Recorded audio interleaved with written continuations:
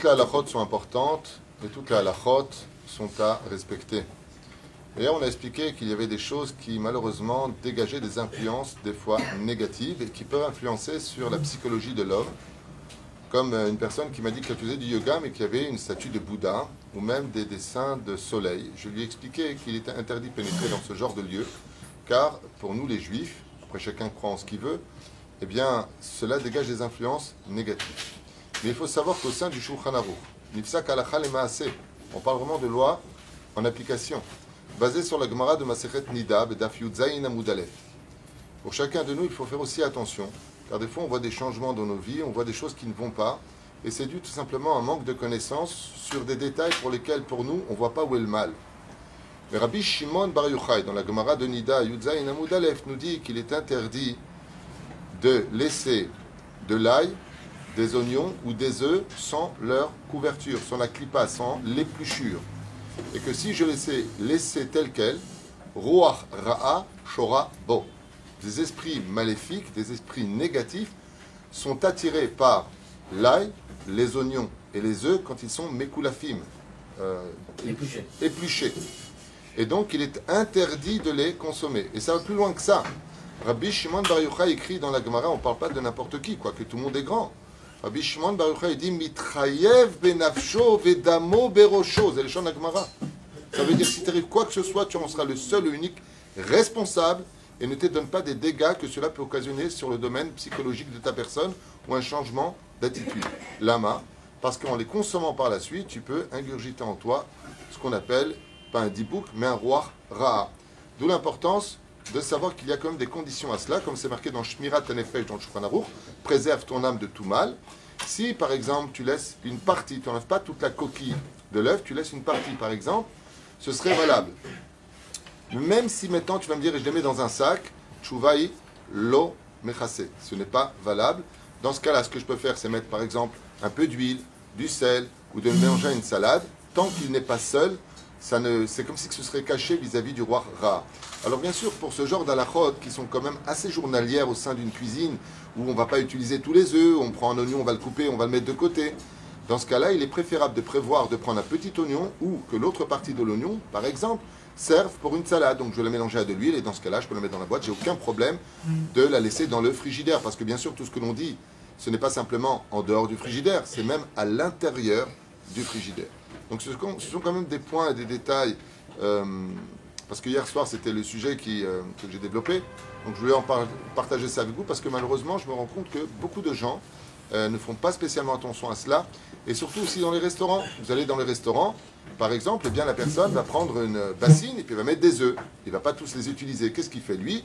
Ne connaissait pas forcément la halachot, eh bien il va prendre cette bassine d'œufs durs, mekulafim, c'est-à-dire sans épluché, il va le mettre dans le frigidaire. Le lendemain matin, il vient et fait ses salades avec.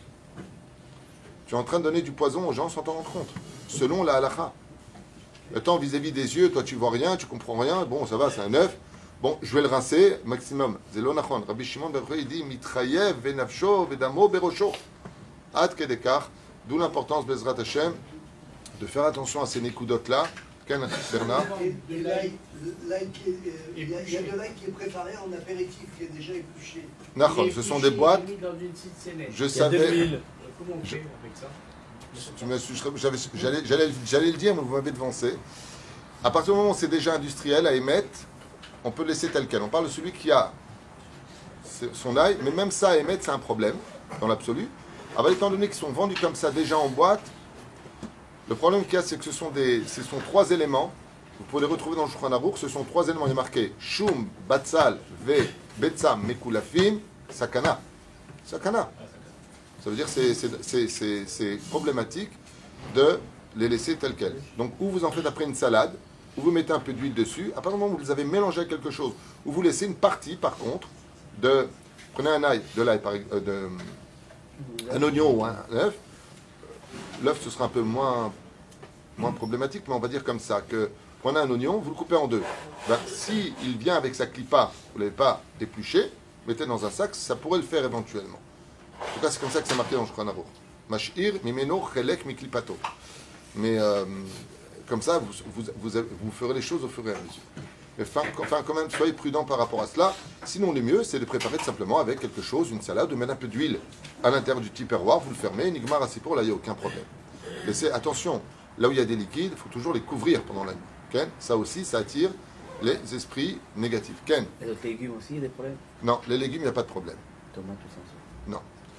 Tomate, qu'il y a du jus dessus, même au niveau de l'hygiène, il faut le mettre dans un sac plastique fermé. Prendre une tomate qui s'assèche, ce n'est pas... Adam Bemet Sakladat, que 99%, comme écrit le Rambam, et je finirai avec ça, 99% de nos maladies viennent essentiellement de la nourriture. Mais comment ça, de la nourriture? Ce n'est pas que la nourriture physique. On parle d'une nourriture qui pourrait être touchée de façon métaphysique. Tout comme, je finirai avec ça, il y a une mitzvah, c'est pas une mitzvah de la Torah, c'est une mitzvah des Rabbanan, un enseignement que si tu manges des plats d'un tzaddik gamour, ça peut te bénéficier des avantages pour ta santé et pour ta spiritualité, car tout ce que touche le tzaddik est empreint de lumière. De la même façon, il y a des choses qui sont empreintes d'obscurité, et donc ce n'est pas qu'un problème physique dans la nourriture, c'est un problème métaphysique. Comme dit le Rambam, On mange quand chez vous, alors? juste un instant, je suis juste en train de finir ma phrase. Quand quoi? On mange quand chez vous alors? On mange quand chez vous? Ah, tu veux manger chez moi? La nourriture de tzaddik et tout ça. Bon, il y a de l'ambiance à Moshe Baruch Hashem. Baruch Haba, Baruch Haba. Le Rambam explique qu'on doit laisser jusqu'à un quart de sa faim. Et il y a une très très belle, il y a un médecin qui a donné une très belle allusion à ça. Il a dit c'est comme une machine à laver. Quand tu la bourres trop, elle a du mal à laver, elle a du mal à tourner, elle est compressée. Mais quand tu mets de quoi laisser un peu d'espace, la machine à laver te rend le linge nickel. Il dit c'est exactement comme ça l'estomac. Le Rambam, il y a 1000 ans en arrière. Lait jusqu'à un quart de ta faim, ça va être très dur pour les Tunisiens. Parce que nous, on ne sait jamais où est le quart. Ça, hein, Nahon? On peut aller jusqu'à la moitié. Non, non, ça c'est les Algériens, ils vont à la moitié. Nous, les Tunisiens, on fait le plein. Les Marocains, ils savent s'arrêter à temps, c'est pareil.